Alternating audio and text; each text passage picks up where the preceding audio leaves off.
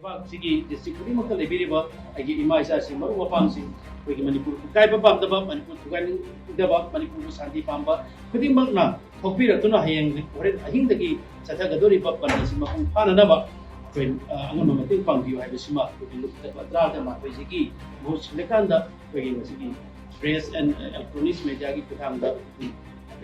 thank you. National Investigation Agency NI na phajinkhiba Pambei na luchingba UNLF ki meeoi ahum thadorak-tabadagi Federation of Civil Society Organization FOCS na ngashi ahing nongyaidagi houraga state asida pung 9 gi general strike koukhre hiram asigi matangda ngasi kawa boroi makhongda leiba Manipur Women's Federation MWF ki office ta paumi singda wangangladuna lup asigi president TH Manihar na phongdokibada Lainga ka peace agreement khujek pinaduna santi ki wari sanabagi lambi da sangsilakliba UNLF ki chief of army yauna meeoi ahum ngarang NI Imphal gi phajinkhiba du athubu da thadorak-tabani haina laingak ta taksinkhibani adubu ngasi phawba thadorak-tabana NIA gi thong adubu yaningdaba phongdoktuna general strike kaunabagi phirep asi lawkhibani masidasu center na tabidrabadi hena kanba khongjang sangsilakani haina TH Manihar na makha takhi singarang se akhigi UNLF ki du army gi UNLF phagi matangda koina phaba du athuba matamda thadoro hadana padi matam ma piraga ajigi bani ngarang si koina kanna ngarang si la phujabani koina khara strike toge adubu lairiba pakwegi adigi pau pirakona mara boraka ngasi pung 12 botang ngaibiro 12 si sui thadoro ma toge hay kutudi mina koisi si pung 12 boba pung amma boba ngarbi pungda thadorak-tabana mara boraka ngasi mo hana ngarang kuiba miyam pulaganda koi kari tawsige na koi khanajare Kanajaba sida ngasi akhona lawgiba warepsi arang lawgiba warep nongya akhona gadurisi ngasigi ahingi pung 12 dagi na hangi numitki pung 12 babuda koi manipur kumbada koi general strike koi haiba lok tarang mari manga sina puna koi laphokchare maramaduna koi manipur ki tapakta leibiriba chingda leibiriba amadi tungan ba district leibiriba imaibel se maru bapangsing debangna sigumba haidara phokchariba general strike asi the Soviet people Galwena. Nasi in the government, when you put the Ying Bami si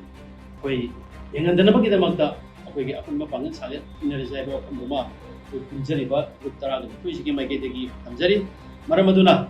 Hariba, Akwegi, Hagiba, USC Boy Meeoi Ohomni, Hosiuzik, Yamaka and a Kangarabani, Pisi agreement and Tamdana, Baro Sarkarga Makwega, Haba Pumbai and Atabaki, Adukunaba, Silama Tonrakanda. Akwai peace talk aurkanda akwai santi oina hanjandraganda akwai na magi apam pungko nanabagi damakta kulai thadok kulai si anadaba akwai ga anadaba chainadaba kanadaba phaba punba si loinabaki adugumba madu thadok naraganda tawriba peace talk adugi wangmada madugi hairiba resolution adugi wangmada against the akwai na sumai tawduna army sikuma pharga manipur miyam bu ikai piba haiba party siku ikai piba si ba miyam pi kai people haina kun loksei maramaduna hairiba ja government union government na akwai athuba matamda masi akwai numit ini hayeng maksu akwai ki team mama akwai dili da chalaga akwai union home minister amadi hongi vibhag sing nagadori karigumba haiba numit ini akwai na suban tawjari ba se masi ki manung di effective oiba taragadi ena kanba akwai tongan ba institution akwai election boycott torpa yai hojik torbe exam akwai vote tokiba yai ama tokiba yai maramaduna masih khangna Manipur praja gi mi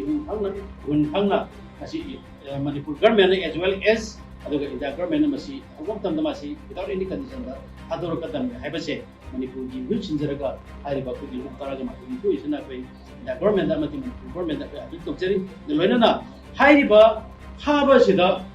hariba switchgear extend switchgear da leiraba peace agreement sign tawna da leiraba mi ma pharba kada Manipur government khangdi haibagi Sugumba or the Bangamusi, Sukabita Pay, Manipurgi situation, Kangna, Manipurgi, Miamgi, Unkana, Manipur, Government to Step Lobu, Atubamatanda, Haribami, UNLF, Chief of Army, Haribam,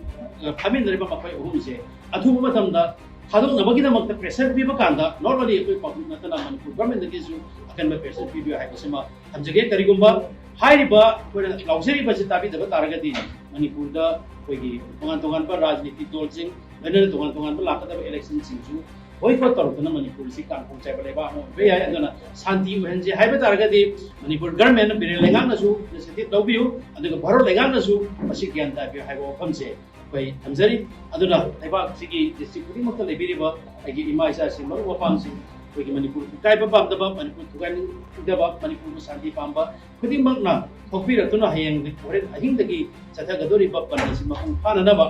koi angam mating pangbiu haiba sima tra da ma koi most lekanda koi sigi